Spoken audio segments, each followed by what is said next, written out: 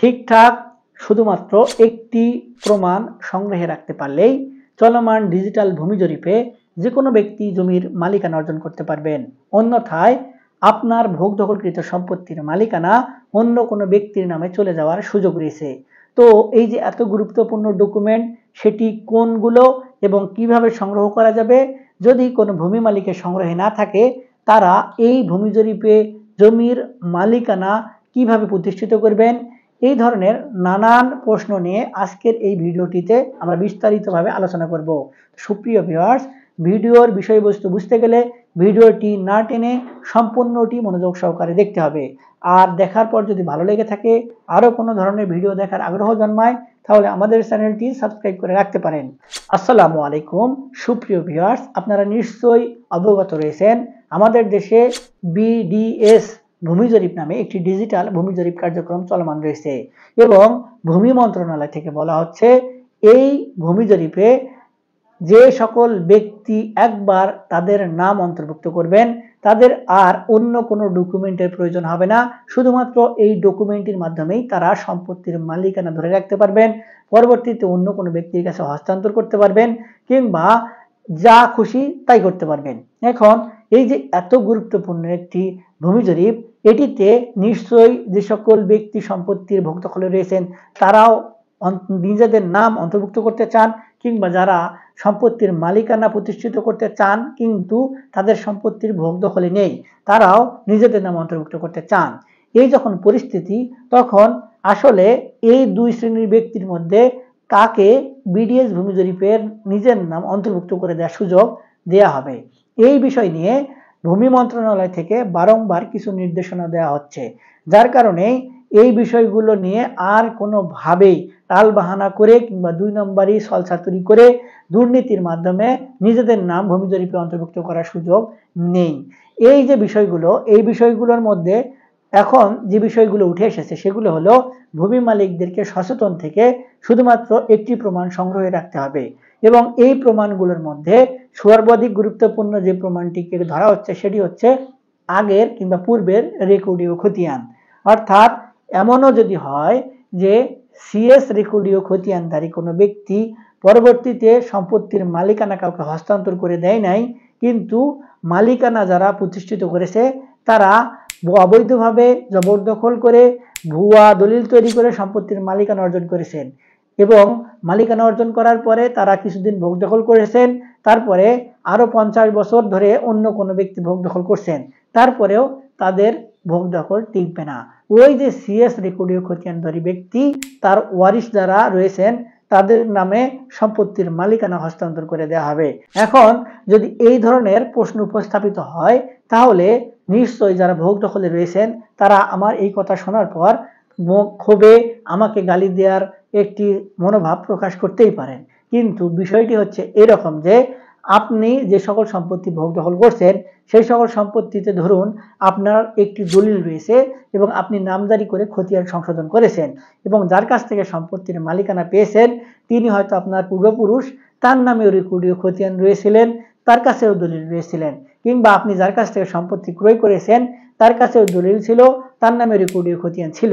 কিন্তু বিষয়টি হচ্ছে ভূমি অপরাধ প্রতিরোধ এবং প্রতিকার আইন যেটি বলছে যে সম্পত্তির অরিজিনাল মালিকের কাছে সম্পত্তির ভোগ দখল ফিরিয়ে দেওয়া হবে এবং প্রায় 9 শ্রেণীর দলিল বাতিল হয়ে যাবে কিংবা 9 শ্রেণীর ব্যক্তির সম্পত্তির মালিকানা বাতিল হয়ে যাবে। এর মধ্যে সর্বাধিক গুরুত্বপূর্ণ যেগুলো সেগুলো হচ্ছে যারা সম্পত্তির জবরদখলকারী, ভুয়া দলিল তৈরি করেছে কিংবা দলিল ট্যাম্পারিং করেছে, এই সকল ব্যক্তির মালিকানা থাকবে না যদি তারা 100 বছর পর্যন্ত সম্পত্তি ভোগ দখল করে থাকে। এখন আপনার কাছে যে দলিলটি রয়েছে সেই দলিলটি যদি অন্য একজন ব্যক্তির কাছ থেকে নেওয়া হয়, সেই ব্যক্তি যদি সম্পত্তির অরিজিনাল মালিক না হয় তাহলে আপনার যে দলিল সেটি কখনোই কিন্তু বৈধতা পাবে না।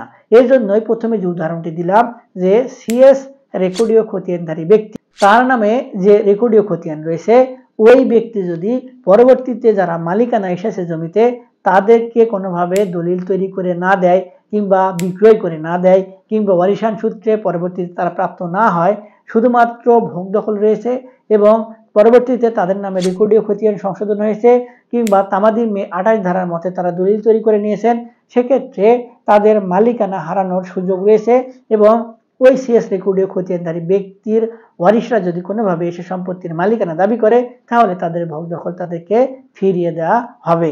এখন প্রশ্ন দাঁড়ায়, এই বিষয়টি কি তাহলে ভূমি জরিপে যারা কর্মরত রয়েছেন তারাই সমাধান করে দিবেন?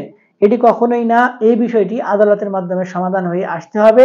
তারপরে যে সকল ব্যক্তি ওয়ারিশান সূত্রে ওই সিএস রেকর্ডীয় খতিয়ানধারী ব্যক্তির মালিকানা অর্জন করার সুযোগ পাবেন তাদের নামে বিডিএস ভূমি জরিপে নিজেদের নামে অন্তর্ভুক্ত করে দেয়া হবে। এখন আরেকটি যে প্রমাণের কথা বলা হচ্ছে সেটি হচ্ছে দলিল।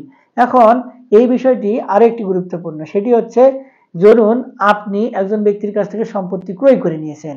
এখন আপনি পরবর্তীতে নামজারির জন্য আবেদন করেছেন, কিন্তু আপনি নামজারি কোনোভাবে সম্পন্ন করতে পারেন নাই।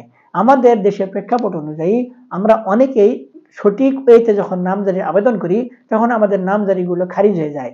আমরা সঠিক পদ্ধতিতে আবেদন করলেও সেখানে নানান পদ্ধতি অবলম্বন করে আমাদেরকে ঘুষ দেওয়ার যে ব্যবস্থা সেটির মধ্যে ঢোকানোর চেষ্টা করা হয়। তাই অনেক ব্যক্তি এটিতে না ঢুকে সকল সম্পত্তি শুধু দলিল মাত্র বলেই ভোগ দখল করতে থাকে। এখন যেহেতু রেকর্ডীয় খতিয়ান সংশোধন হয় নাই, সেহেতু পরবর্তীতে দেখা যায় যার কাছ থেকে সম্পত্তি হস্তান্তর করে ক্রয় সূত্রে মালিকানা অর্জন করে দলিল তৈরি করে নিয়েছেন সেই সকল ব্যক্তি কিংবা তার পরবর্তী ওয়ারিশারা এসে তাদের নামে যে রেকর্ডীয় খতিয়ান রয়েছে কিংবা এই নামজারির মাধ্যমে খতিয়ান রয়েছে সেই খতিয়ানগুলো দেখিয়ে সম্পত্তির মালিকানা দাবি করার চেষ্টা করে এবং চলমান বিডিএস ভূমি জরিপে এই বিষয়গুলো অহরহ ঘটছে।